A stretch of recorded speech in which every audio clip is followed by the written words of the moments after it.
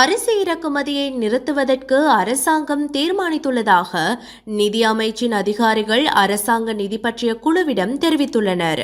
இதன்படி அறுவடை ஏற்கனவே ஆரம்பிக்கப்பட்டுள்ள நிலையில் தேவையான அரிசி இருப்புகளை பெற முடியும் என அண்மையில் நடைபெற்ற அரசாங்க நிதி பற்றிய குழு கூட்டத்தில் அமைச்சின் அதிகாரிகள் சுட்டிக்காட்டியுள்ளனர்.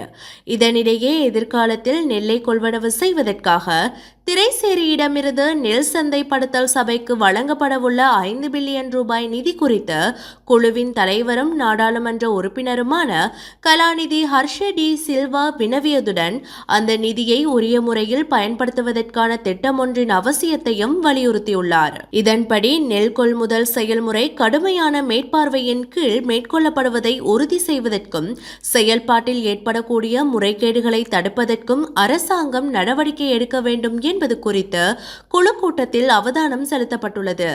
இந்நிலையில் 1 கிலோகிராம் நெல்லுக்கான குறைந்தபட்ச விலை விரைவில் நிர்ணயிக்கப்படும் என விவசாய பிரதி அமைச்சர் நாமல் கருணாரத்ன நேற்று தெரிவித்துள்ளார். இதன்படி விவசாயிகள் தங்கள் நெல்லை விற்பனை செய்வதிலும் நெல் விலையிலும் சிக்கல்களை எதிர்கொள்ள நேரிட்டால் அரசாங்கம் உடனடியாக தலையீடு செய்யும் அவர் குறிப்பிட்டுள்ளார். இதேவேளை நாட்டின் பல்வேறு பகுதிகளில் பெரும்போக நெல் அறுவடை ஆரம்பிக்கப்பட்டுள்ள நிலையில் இடைத்தரகர்கள் தங்களிடம் இருந்து மிக குறைந்த விலையில் நெல்லை கொள்வனவு செய்வதாக விவசாயிகள் குற்றம் சாட்டியுள்ளனர். நெல் ஆலை உரிமையாளர்கள் சிலர் ஈரமான நெல்லை 85 ரூபாய் முதல் 95 ரூபாய் வரை மிக குறைந்த விலையில் கொள்வனவு செய்வதாக அவர்கள் குறிப்பிட்டுள்ளனர்.